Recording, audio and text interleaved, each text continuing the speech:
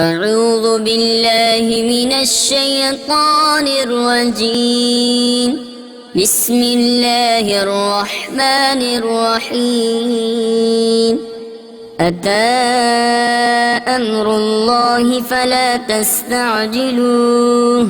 سبحانه وتعالى عما يشركون. ينزل الملائكة بالروح من أمره على من يشاء من عباده ينزل الملائكة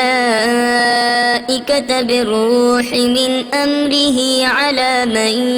يشاء من عباده أن أنذروا أنه لا إله إلا أنا فاتقون. خلق السماوات والأرض بالحق تعالى عما يشركون.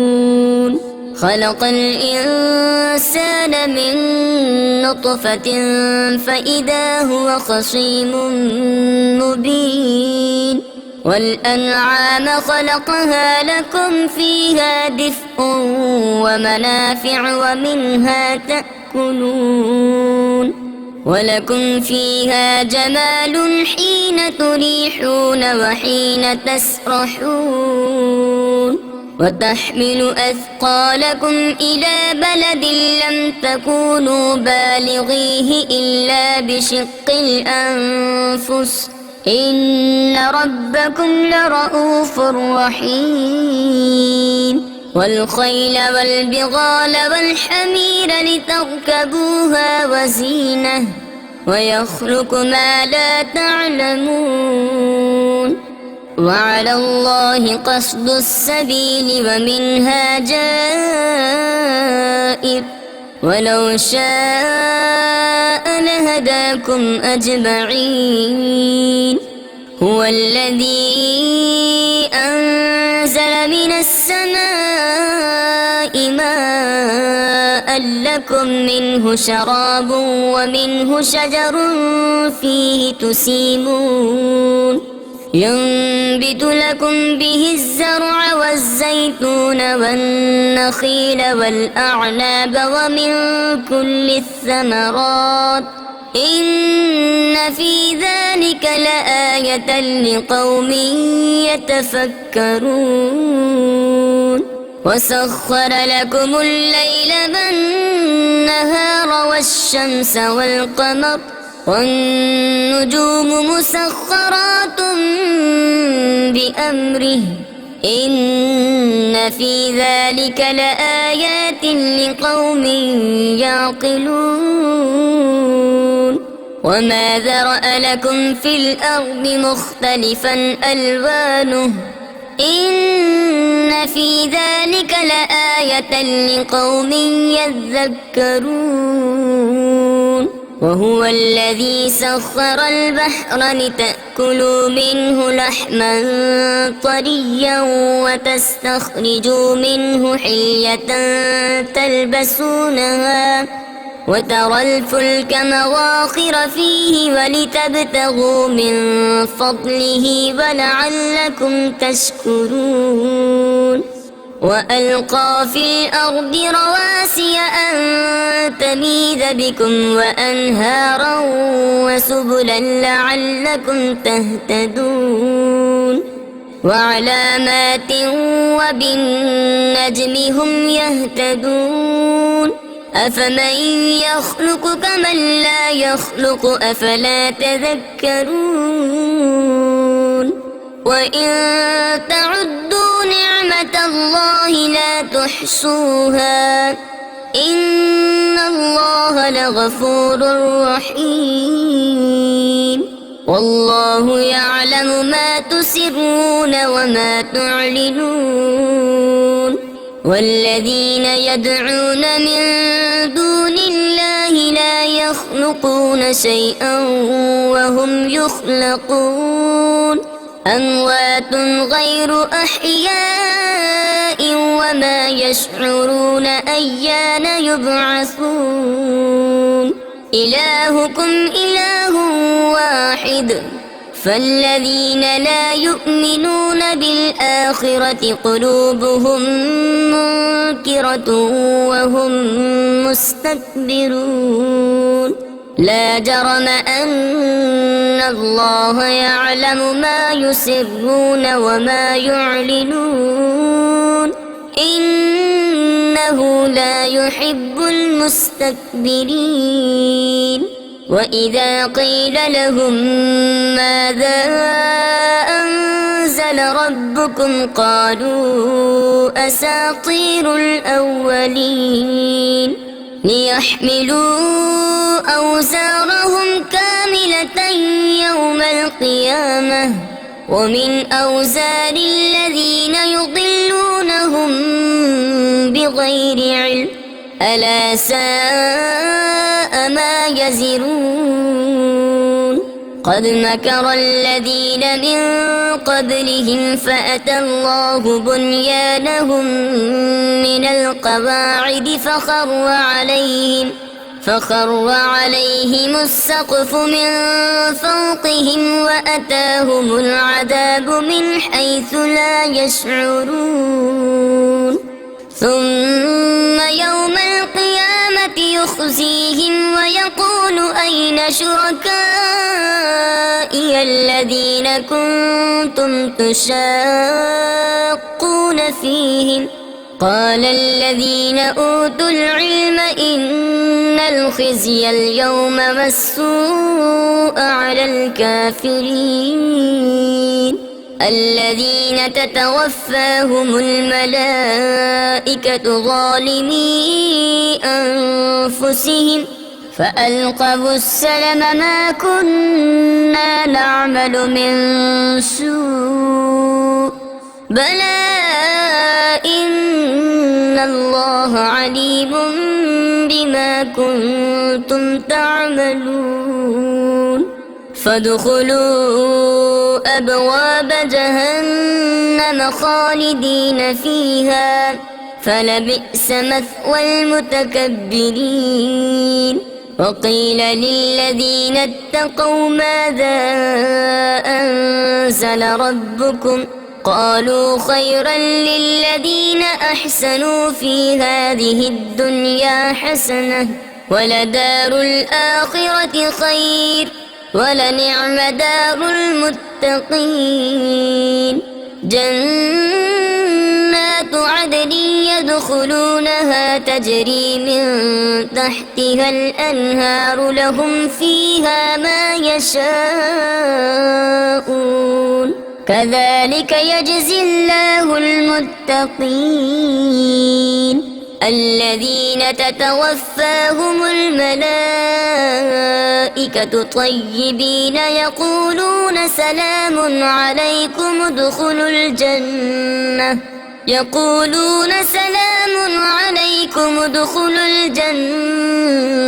بما كنتم تعملون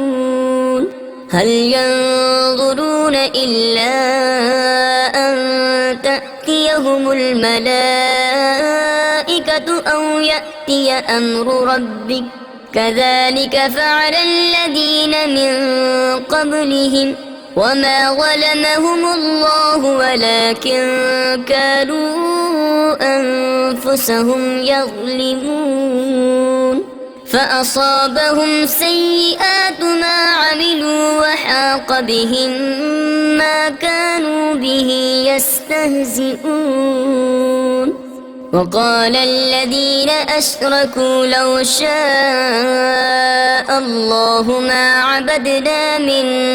دونه من شيء نحن ولا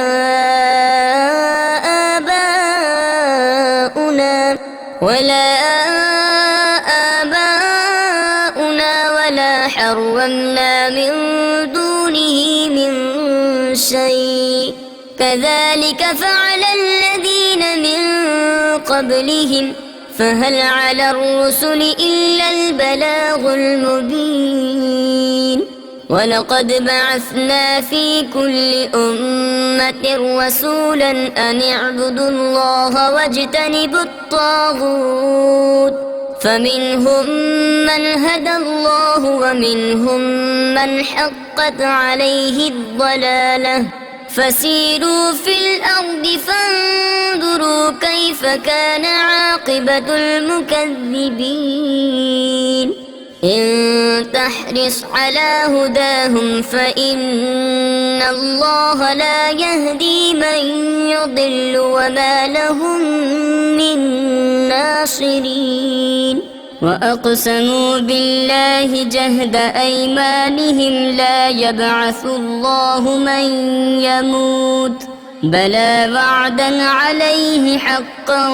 ولكن أكثر الناس لا يعلمون ليبين لهم الذي يختلفون فيه وليعلم الذين كفروا أنهم كانوا كاذبين إنما قولنا لشيء إذا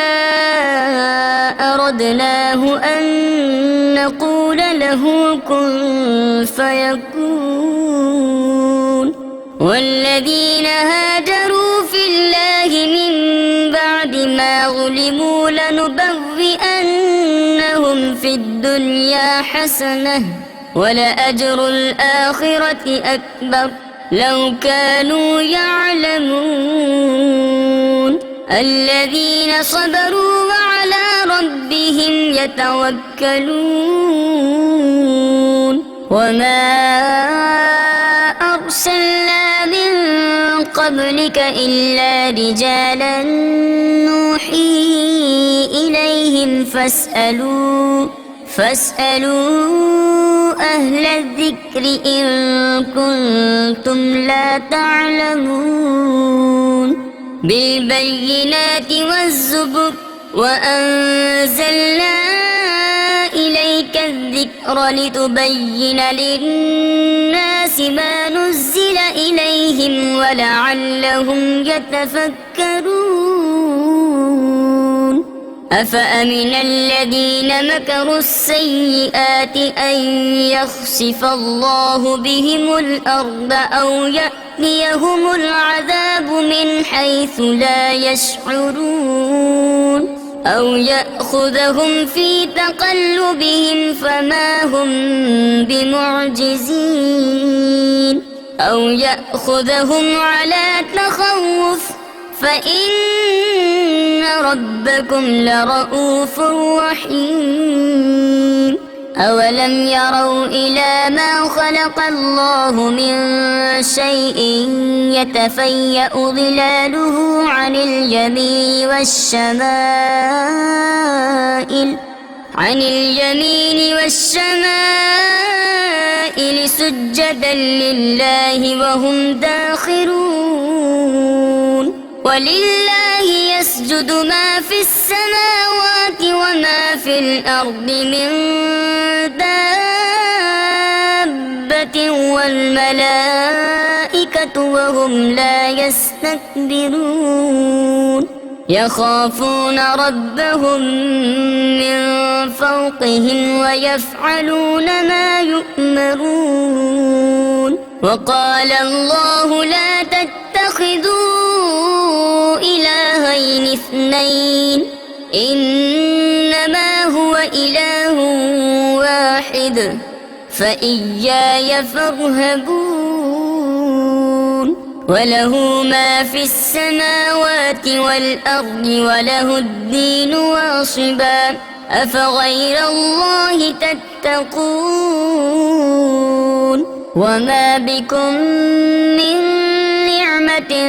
فمن الله ثم إذا مسكم الضر فإليه تجأرون ثم إذا كشف الضر عنكم إذا فريق منكم بربهم يشركون ليكفروا بما آتيناهم فسوف تعلمون ويجعلون لما لا يعلمون نصيبا مما رزقناهم تالله لتسألن عما كنتم تفترون ويجعلون لله البنات سبحانه ولهم ما يشتهون وإذا بشر أحدهم بالأنثى ظل وجهه مسودا وهو كظيم يتبارى من القوم من سوء ما بشر به أيمسكه على هون أم يدسه في التراب ألا ساء ما يحكمون للذين لا يؤمنون بالآخرة مثل السوء ولله المثل الأعلى وهو العزيز الحكيم ولو يؤاخذ الله الناس بظلمهم ما ترك عليها من دابة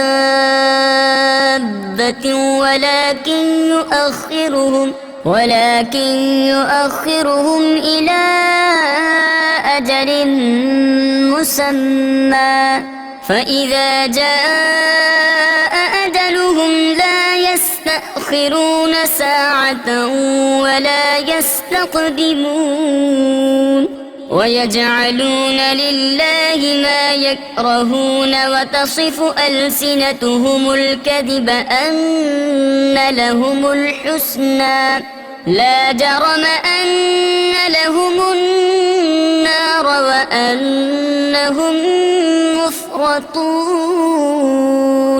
تالله لقد أرسلنا إلى أمم من قبلك فزين لهم الشيطان أعمالهم فهو وليهم اليوم ولهم عذاب أليم وما أنزلنا عليك الكتاب إلا لتبين لهم الذي اختلفوا فيه وهدى ورحمة لقوم يؤمنون والله أنزل من السماء ماء فأحيا به الأرض بعد موتها إن في ذلك لآية لقوم يسمعون وإن لكم في الأنعام لعبرة نسقيكم مما في بطونه من بين فرث ودم لبنا خالصا سائغا للشاربين ومن ثمرات النخيل والأعناب تتخذون منه سكرا ورزقا حسنا إن في ذلك لآية لقوم يعقلون وأوحى ربك إلى النحل أن اتخذي من الجبال بيوتا ومن الشجر ومما يعرشون ثم كلي من كل الثمرات فاسلكي سبل ربك ذللا يخرج من بطونها شراب مختلف ألوانه فيه شفاء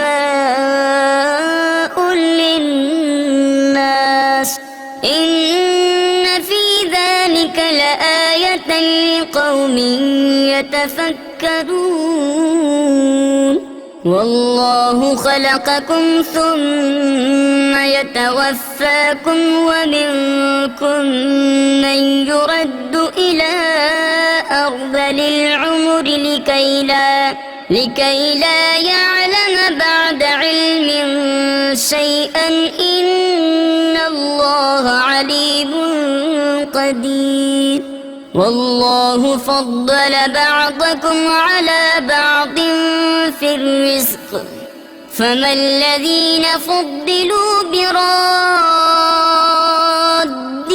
رزقهم على ما ملكت أيمانهم فهم فيه سواء أفبنعمة الله يجحدون والله جعل لكم من أنفسكم أزواجا وجعل لكم من أزواجكم بنين وحفدة ورزقكم من الطيبات أفبالباطل يؤمنون وبنعمة الله هم يكفرون ويعبدون من دون الله ما لا يملك لهم رزقا من السماوات والأرض شيئا ولا يستطيعون فلا تضربوا لله الأمثال إن الله يعلم وأنتم لا تعلمون ضرب الله مثلا عبدا مملوكا لا يقدر على شيء ومن رزقناه منا رزقا حسنا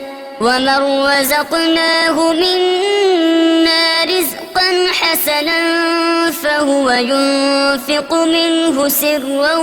وجهرا هل يستوون الحمد لله بل أكثرهم لا يعلمون وضرب الله مثلا رجلين أحدهما أبكم لا يقدر على شيء وهو كل على مولاه أينما يوجهه لا يأتي بخير هل يستوي هو ومن يأمر بالعدل وهو على صراط مستقيم ولله غيب السماوات والأرض وما أمر الساعة إلا كلمح البصر أو هو أقرب إن الله على كل شيء قدير والله أخرجكم من بطون أمهاتكم لا تعلمون شيئا وجعل لكم السمع والأبصار والأفئدة لعلكم تشكرون ألم يروا إلى الطير مسخرات في جو السماء ما يمسكهن إلا الله إن في ذلك لآيات لقوم يؤمنون والله جعل لكم من بيوتكم سكنا وجعل لكم من جلود الأنعام بيوتا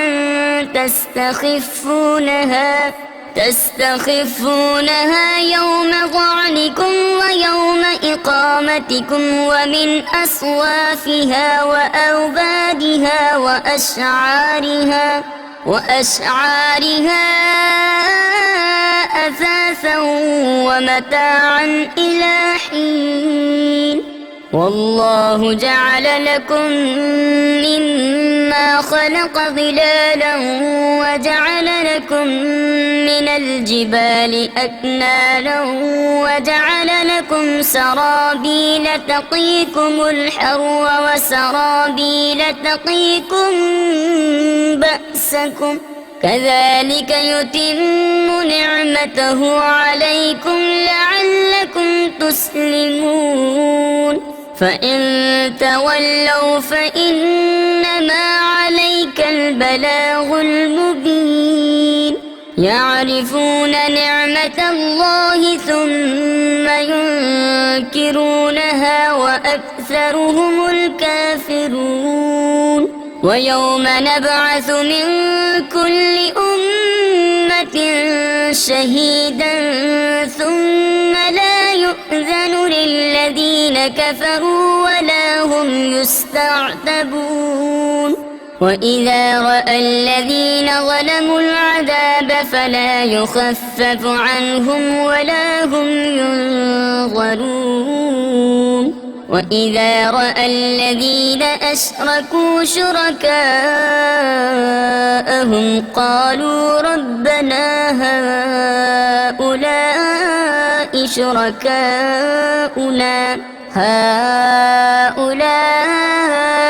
شركاؤنا الذين كنا ندعو من دونك فألقوا إليهم القول إنكم لكاذبون وألقوا إلى الله يومئذ السلم وضل عنهم ما كانوا يفترون الذين كفروا وصدوا عن سبيل الله زدناهم عذابا فوق العذاب بما كانوا يفسدون ويوم نبعث في كل أمة شهيدا عليهم من أنفسهم وجئنا بك شهيدا على هؤلاء ونزلنا عليك الكتاب تبيانا لكل شيء وهدى ورحمة وبشرى للمسلمين إن الله يأمر بالعدل والإحسان وإيتاء ذي القربى وينهى عن الفحشاء والمنكر والبغي يعظكم لعلكم تذكرون وأوفوا بعهد الله إذا عاهدتم ولا تنقضوا الأيمان بعد توكيدها وقد جعلتم الله عليكم كفيلا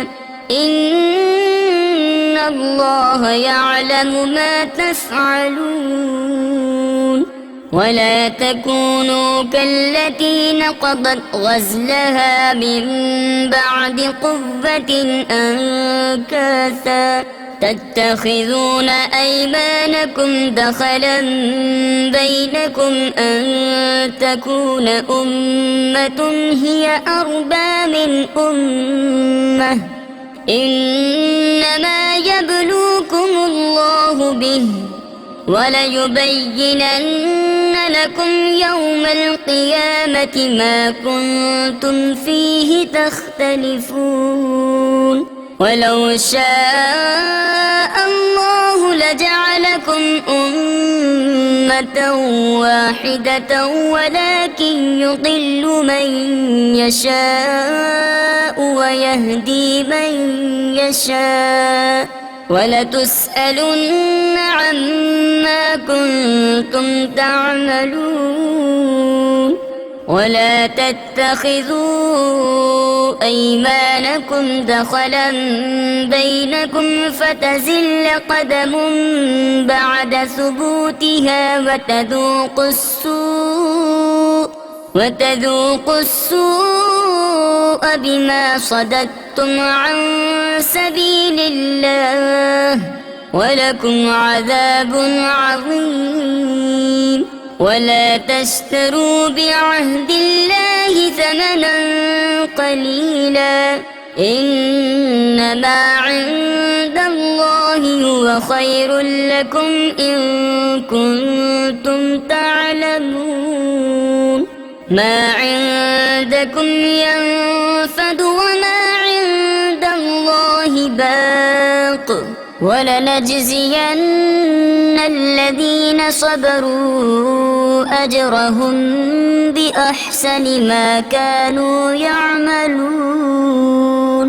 من عمل صالحا من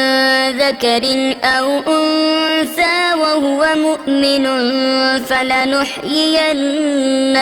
حياة طيبة ولنجزينهم أجرهم بأحسن ما كانوا يعملون فإذا قرأت القرآن فاستعذ بالله من الشيطان الرجيم إنه ليس له سلطان على الذين آمنوا وعلى ربهم يتوكلون إنما سلطانه على الذين يتولونه والذين هم به مشركون وإذا بدلنا آية مكان آية والله أعلم بما ينزل قالوا إنما أنت مفتر بل أكثرهم لا يعلمون قل نزله روح القدس من ربك بالحق ليثبت الذين آمنوا وهدى وبشرى للمسلمين ولقد نعلم أنهم يقولون إنما يعلمه بشر لسان الذي يلحدون إليه أعجمي وهذا لسان عربي مبين إن الذين لا يؤمنون بآيات الله لا يهديهم الله ولهم عذاب أليم إنما يفتري الكذب الذين لا يؤمنون بآيات الله وأولئك هم الكاذبون من كفر بالله من بعد إيمانه إلا من أكره وقلبه مطمئن بالإيمان ولكن من شرح بالكفر صدرا فعليهم غضب من الله ولهم عذاب عظيم ذلك بأنهم استحبوا الحياة الدنيا على الآخرة وأن الله لا يهدي القوم الكافرين أولئك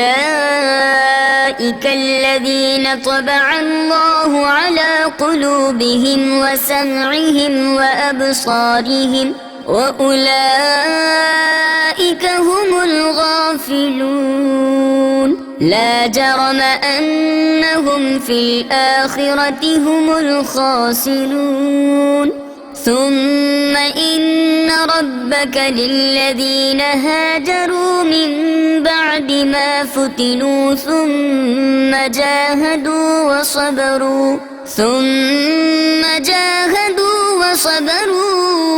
إن ربك من بعدها لغفور رحيم يوم تأتي كل نفس تجادل عن نفسها وتوفى كل نفس ما عملت وهم لا يظلمون وضرب الله مثلا قرية كانت آمنة مطمئنة يأتيها رزقها رغدا من كل مكان فكفرت بأنعم الله فأذاقها الله لباس الجوع والخوف بما كانوا يصنعون ولقد جاءهم فكذبوه فأخذهم العذاب وهم ظالمون فكلوا مما رزقكم الله حلالا طيبا واشكروا نعمة الله إن كنتم إياه تعبدون إنما حرم عليكم الميتة والدم ولحم الخنزير وما أهل لغير الله به فمن اضطر غير باغ ولا عاد فإن الله غفور رحيم ولا تقولوا لما تصف ألسنتكم الكذب هذا حلال وهذا حرام لتفتروا على الله الكذب إن الذين يفترون على الله الكذب لا يفلحون متاع قليل ولهم عذاب أليم وعلى الذين هادوا حرمنا ما قصصنا عليك من قبل وما ظلمناهم ولكن كانوا أنفسهم يظلمون ثم إن ربك للذين عملوا السوء بجهالة ثم تابوا من بعد ذلك وأصلحوا إن ربك من بعدها لغفور رحيم إن إبراهيم كان أمة قانتا لله حنيفا ولم يك من المشركين شاكرا لأنعمه اجتباه وهداه إلى صراط مستقيم وآتيناه في الدنيا حسنة وإنه في الآخرة لمن الصالحين ثم أوحينا إليك أن اتبع ملة إبراهيم حنيفا وما كان من المشركين إنما جعل السبت على الذين اختلفوا فيه وإن ربك ليحكم بينهم يوم القيامة فيما كانوا فيه يختلفون ادع إلى سبيل ربك بالحكمة والموعظة الحسنة وجادلهم بالتي هي أحسن إن ربك هو أعلم بمن ضل عن سبيله وهو أعلم بالمهتدين وإن عاقبتم فعاقبوا بمثل ما عوقبتم به ولئن صبرتم لهو خير للصابرين واصبر وما صبرك إلا بالله ولا تحزن عليهم ولا تك في ضيق مما يمكرون إن الله مع الذين اتقوا والذين هم محسنون صدق الله العظيم.